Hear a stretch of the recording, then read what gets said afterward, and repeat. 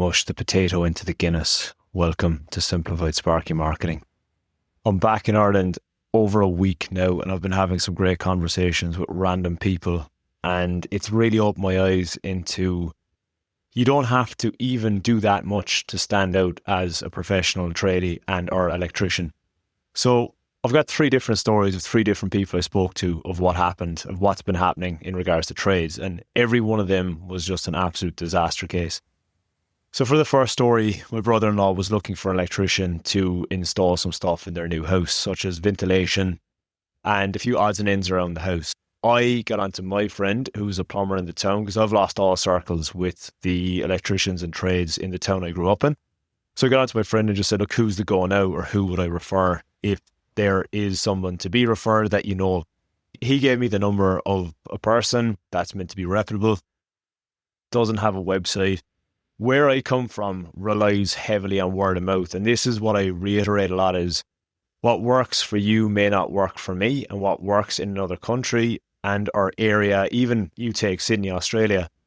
If you do something in the city, it might work. If you do something in the country, that same strategy and tactic may not work at all. It's just like flyers and stuff like that. They work a lot better in rural areas because they're not saturated like everybody's mailbox inside in the city.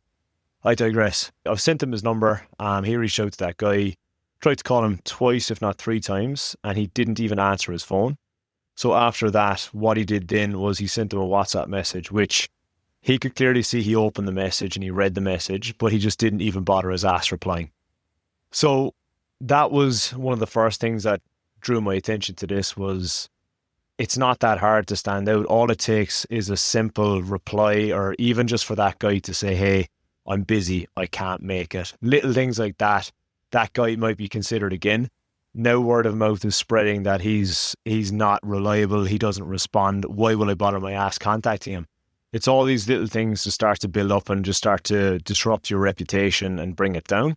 So those little things you just need to perfect. It's just as simple as getting back to somebody quickly, if at all, just responding to someone saying you're too busy, you can't do the job.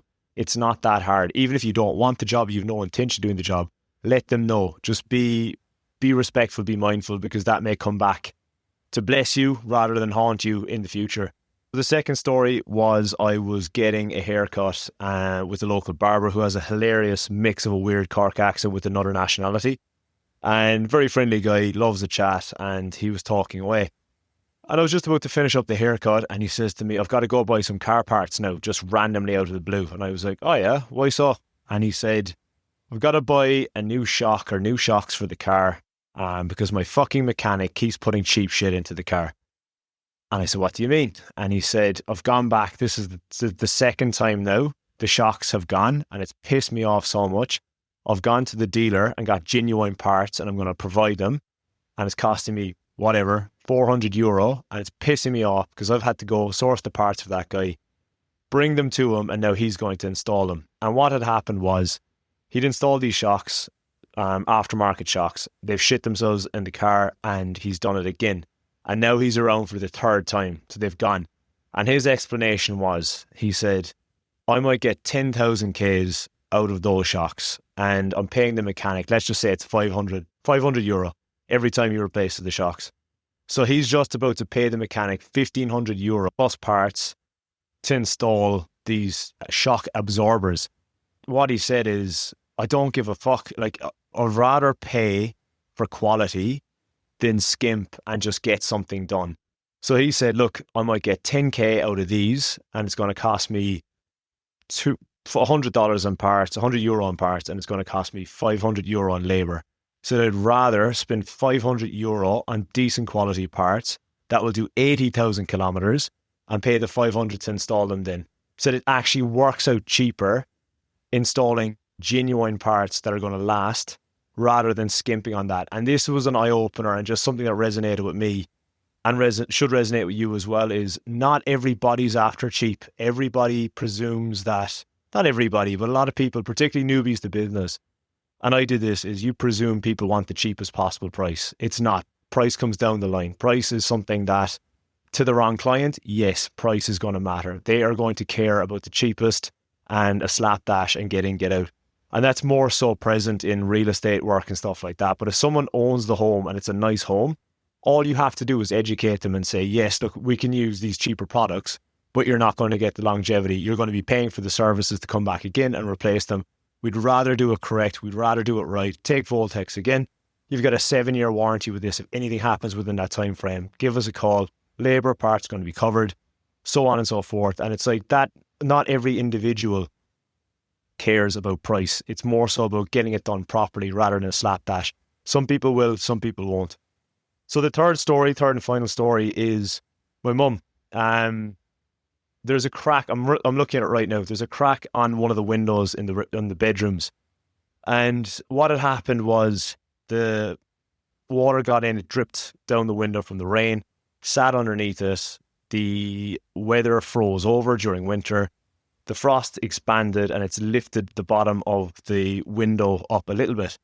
And what's happened then is it has cracked, put a split right down the middle of the window.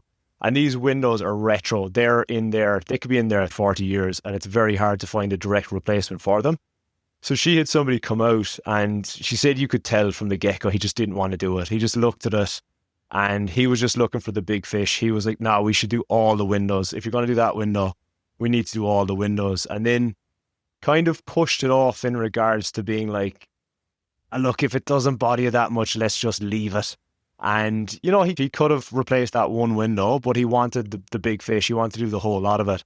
And the thing is, like, again, reputation's being destroyed of like, do you know anybody that replaces windows or glass?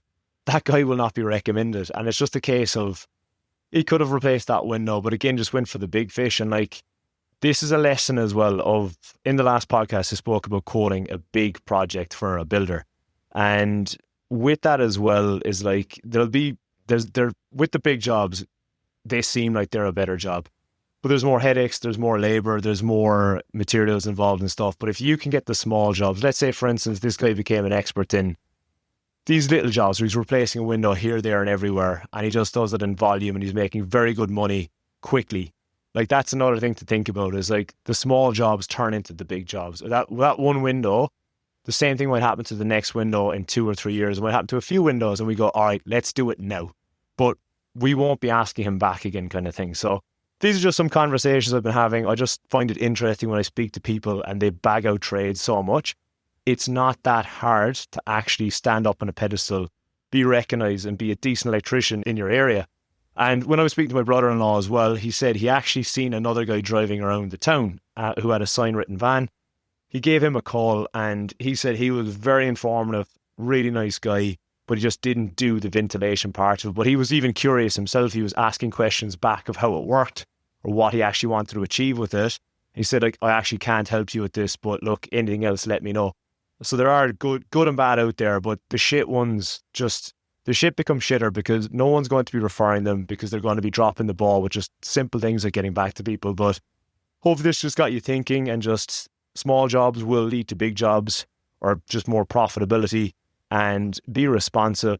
Don't supply cheap parts. Put in quality and longevity, and then the client will want you back for more.